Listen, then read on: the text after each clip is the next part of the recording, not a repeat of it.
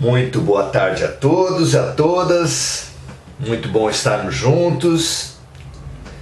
Final de ano, muitos ritos, muitos encontros, amigos secretos, presentes, confraternizações. Depois desses tempos de pandemia, não deixa de ser bom voltar a nos encontrar. A amizade é realmente uma das melhores ferramentas, um dos mais importantes caminhos para o amor, não é? Renovemos aqui a nossa amizade. Não vamos trocar presentes, nem amigos secretos, nem nos confraternizar comendo e bebendo, mas partilhando o pão. Nem só de pão material vive o homem. Então partilharemos o pão espiritual. Essa é a nossa ideia, essa é a nossa proposição, o nosso propósito. Muito legal, muito bacana estarmos aqui. Hoje vamos pensar sobre pedidos de final de ano. Na verdade, sobre a nossa relação com o mundo espiritual, sobre a oração, sobre como temos nos relacionado com os pedidos. Já conversamos bastante sobre a oração, mas final de ano é típico. Todo final de ano fazemos pedidos para termos um ano novo. Mas muito instigante aquela frase que fala: loucura é fazer as mesmas coisas e esperar resultados diferentes. Nessa loucura nós temos permanecido atolado há muito tempo. Qual é o pedido? Como fazer esse pedido? Já que nós há muito tempo temos pedido para não termos problemas, para não termos doença, para não termos situações de nenhum tipo que nós consideramos ruins, adversas. E já que nós já compreendemos que nada nos é adverso, que tudo é a nosso favor, que o Deus bom, justo e todo-poderoso jamais permitiria o mal em nossas vidas, então já que nós já percebemos isso, precisamos então perguntar qual é o grande pedido, qual é a forma de fazer esse pedido mais adequada. Se pulamos as ondinhas, se negociamos, se fazemos promessas. Tudo isso está dentro de cada um de nós. E ninguém aqui vai se pretender dar receitas, falar o que é certo, o que é errado, apenas, como sempre, refletir, refletir, refletir. Não é? Muito bom.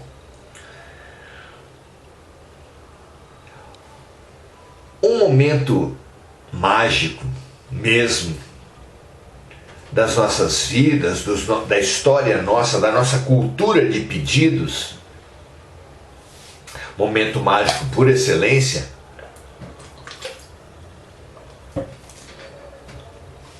veio para nós com Aladim e sua lâmpada maravilhosa.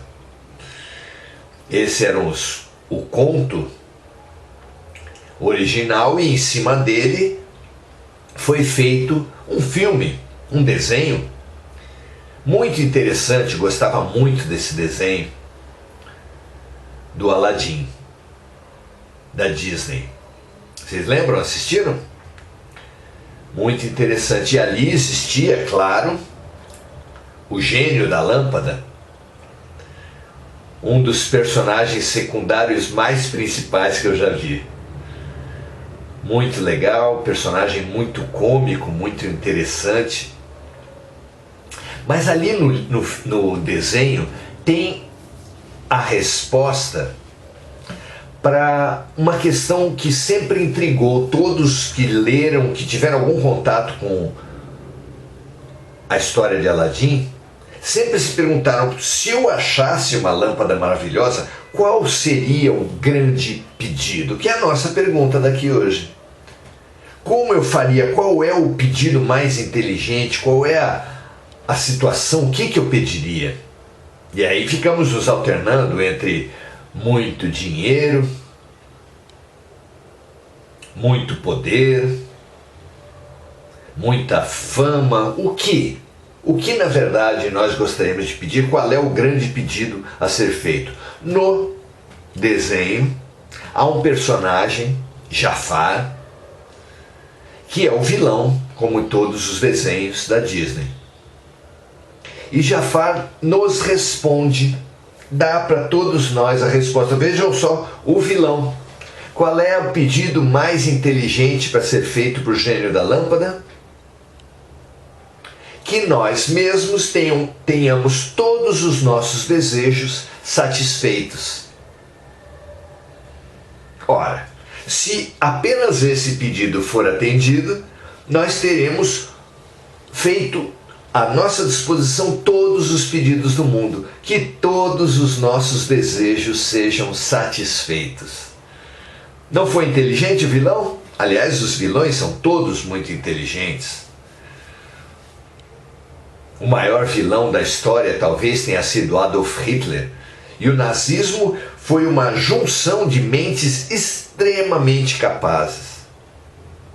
Todos os muito errados da Terra são pessoas muito capazes. Quando você vê uma reportagem de desvio de verbas, de lavagem de dinheiro, de crime organizado, você percebe que isso é coisa de gente muito inteligente. E quando a gente se apropria da revelação dos Espíritos, vem entender melhor isso. Como pode ser que vilões, que gente do mal, seja muito avançada? Não parece uma contradição? Pois a mensagem dos Espíritos é muito interessante para nos dar essa resposta. Acontece que a maioria de nós somos exilados de outros planetas. Existe um livro, Exilados de Capella, mas Capella não é a única estrela que remeteu para a Terra os seus exilados. Nós tivemos exílio de outras estrelas também. E o mecanismo disso é um mecanismo parecido com o da vida escolar. Vocês já me ouviram falar a respeito disso. Onde turmas, por assim dizer, planetas, humanidades, turmas de escola que chegaram até o final do ano e promoveram uma série de alunos, mas outros não se mostraram capazes. E o que acontece com os repetentes quando formam outras turmas? Efetivamente, eles se mostram mais conhecedores da matéria do que aqueles que se promoveram do ano anterior para aquele, não é? Então, se estamos numa classe de quinta série, os que repetiram a quinta série no ano passado conhecem mais a matéria do que aqueles que estavam na quarta série e que passaram para a quinta e que chegam à quinta série sem conhecer nada da matéria. Não é verdade? Está aí a resposta. Os espíritos que foram exilados de outros planetas para cá tinham passado pelas principais provas de um mundo de expiação e provas, e o mundo deles estava fazendo a passagem de expiação e provas para a regeneração, mas eles não se mostraram moralmente, eticamente, à altura dessa passagem. Tinham muita inteligência lá, mas não tinham usado bem a inteligência. Exatamente como os nazistas, os estelionatários espirituais, os golpistas de todo tipo, o crime organizado, os voltados à corrupção na política, os industriais do sistema financeiro. Há uma legião, uma quantidade enorme de gente que é muito inteligente, mas que usa muito mal os seus talentos. Assim também na arte, na música por toda parte. Não é? Muitos são e muitos serão exilados, realmente. Por isso é que nós precisamos saber do propósito, dos pedidos, do foco que nós temos dado às nossas vidas, que nesse momento, em dezembro, fica simbolizado nos pedidos típicos de final de ano. E por que nós trouxemos Jafar, o vilão de Aladim, para a nossa reflexão? Porque Jesus também nos trouxe um pedido a partir do qual todos os nossos pedidos serão atendidos. Qual é o pedido que orienta Jesus, que nos orienta Jesus a realizar para que todos os nossos pedidos sejam realizados? Disse o Mestre: busque o reino dos céus e tudo mais te será acrescentado. Não é maravilhoso isso? Se nós direcionarmos nossas vidas para uma busca constante, persistente, paciente, mas constante, em torno do reino dos céus, promete Jesus que tudo mais nos será acrescentado. Por quê? Porque com boa sintonia, votados ao bem, o bem também se agregará a nós. Essa é a certeza. Então, precisamos entender como constituir uma vida votada ao bem, uma vida sintonizada com a luz. Porque fazendo isso, tudo mais nos será acrescentado, mesmo as coisas que outras pessoas virem como ruins, adversidades, contrariedades, serão bem vividas, serão vividas como remédios e como grandes lições por aqueles que se colocarem na perspectiva do reino dos céus, na perspectiva do Espírito. Esse é o grande ganho. Essa é a fabulosa ferramenta. Como Deus é perfeitamente bom, perfeitamente justo e absolutamente todo-poderoso, tudo que nos acontece é bom. Nada que nos acontece é mal. Para viver num mundo onde só aconteça o bom para nós, nós precisamos apenas ter olhos de ver, ter ouvidos de ouvir. Então, o grande ganho, a grande ferramenta é a conquista da perspectiva espiritual. Na perspectiva espiritual, todas as doenças são curas, porque vêm dos nossos erros passados, que deformam o nosso corpo espiritual, que é molde para o nosso corpo físico, e assim o corpo espiritual desarmonizado desarmoniza o nosso corpo físico. E aí, quando essa desarmonia se somatiza, se transforma numa doença do corpo físico, é porque a pessoa, correndo atrás da cura do corpo físico, vai avançar na cura do seu corpo espiritual. Um exemplo que para mim ficou muito claro é da questão da infertilidade. Então, espíritos que em vidas passadas, ou mesmo nessa vida, desprezaram profundamente a paternidade e a maternidade, negligenciando filhos, abandonando filhos, abortando.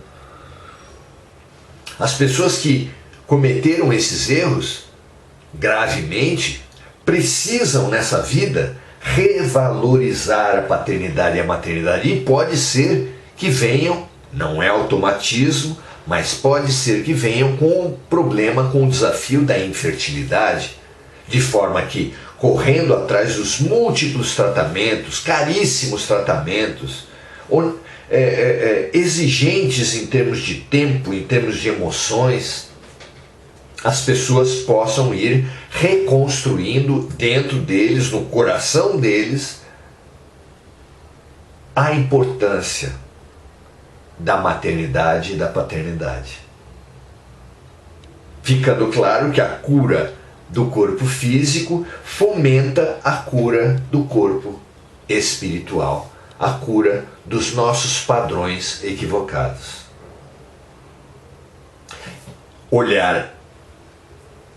Adquirir esse ponto de vista com relação às nossas doenças, muda todas as nossas doenças sem mudar nada.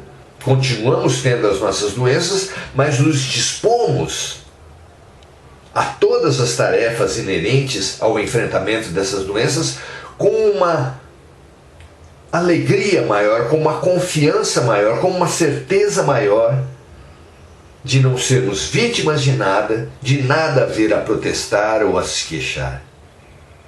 Apenas a nos dedicar e a pesquisar a profundidade daquela doença, o que traz para a gente. E assim também é com os nossos inimigos, sabendo que os nossos inimigos não vêm apenas dessa vida, sabendo que se nós não nos reconciliarmos com ele nessa vida, encontraremos fatalmente esses mesmos inimigos em outras vidas, até que nos disponhamos à reconciliação. É fabuloso para ganharmos boa vontade, para ganharmos lucidez, para ganharmos coragem de nos reconciliar. E assim com todos os problemas da Terra. O grande pedido, a grande ferramenta, o grande ganho que nós precisamos, nós todos precisamos, é expandir a nossa visão espiritual.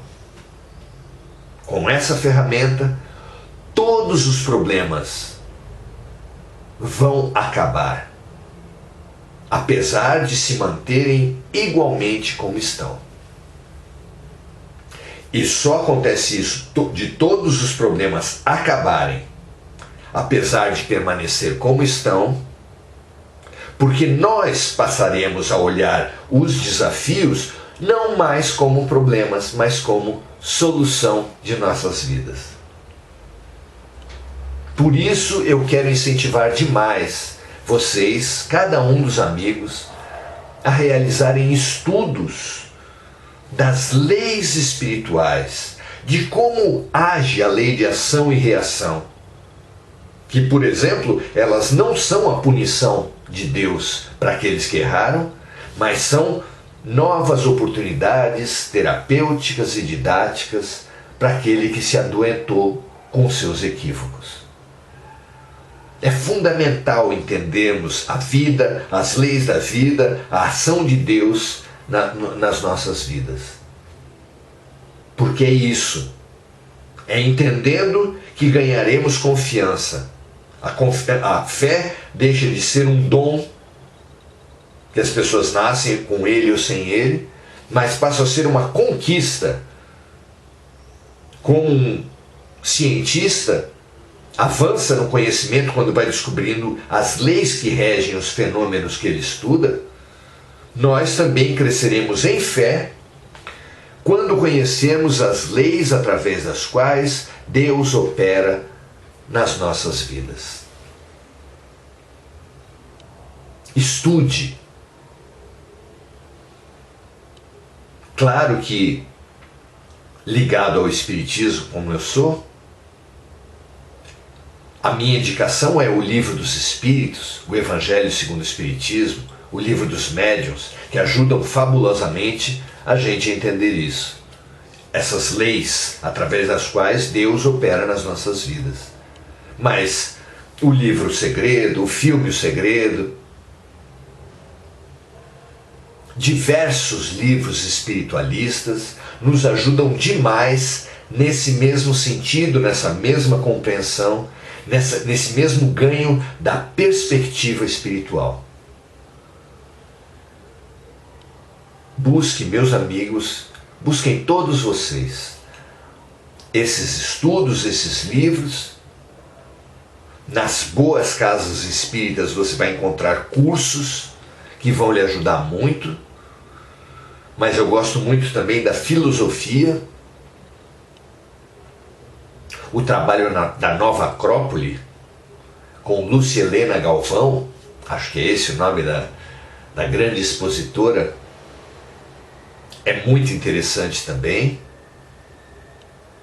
entendermos, desvendarmos as questões da vida, refletirmos sobre as lições, os remédios que estão em cada situação, é absolutamente fundamental para todos nós.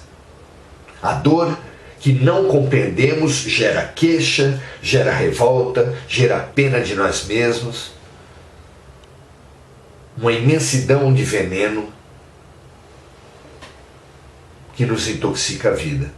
Já a dor compreendida, ela passa a ser aceita e até buscada, como no caso da pessoa que vai confiante para uma mesa de cirurgia, mesmo sabendo que vai receber um corte, às vezes um corte extenso, às vezes uma cirurgia de risco.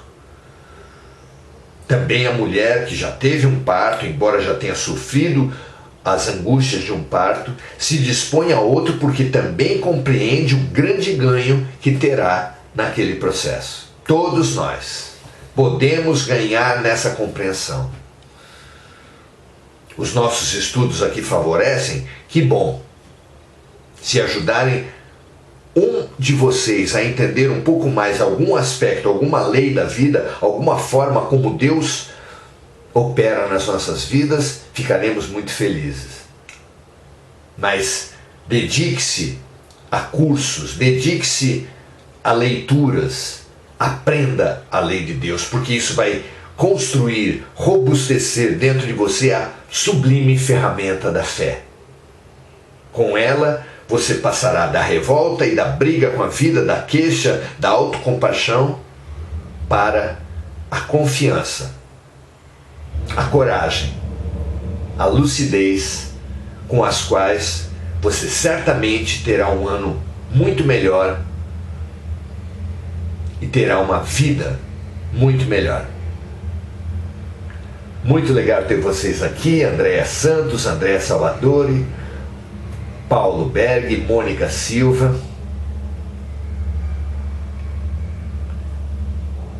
Sayonara Angélica, muito gostoso ter vocês aqui. Tome para suas decisões, para ter um feliz ano novo, para ter um ano bom, tornar-se um pouco melhor. E tornamos-nos um pouco melhor com o nosso autoconhecimento. E conhecemos-nos melhor examinando, parando de brigar com os fatos para vendo neles as lições, aprendermos, nos transformarmos, nos melhorarmos com os fatos da vida, com os fatos que são os remédios mais precisos, as lições mais exatas. Um grande abraço para vocês, muito bom aprendermos juntos e guardemos essa certeza de que a grande ferramenta do bem viver, a grande forma de enfrentarmos todos os fatos da vida é olharmos a vida com a perspectiva da eternidade, do ponto de vista do infinito, na perspectiva espiritual. Que a gente continue juntos, vamos fazer o possível para estarmos juntos ainda nesses próximos dias. Segunda-feira estarei viajando, mas depois a gente vai dar uma pausa, eu vou dar uma folga para vocês, retomando já o início de janeiro. Muito obrigado por estarmos juntos, um prazer muito grande. Se você entender que isso pode colaborar, compartilhe, espalhe o bem. Fazer o bem faz bem. Assim seja, um grande abraço, até a próxima.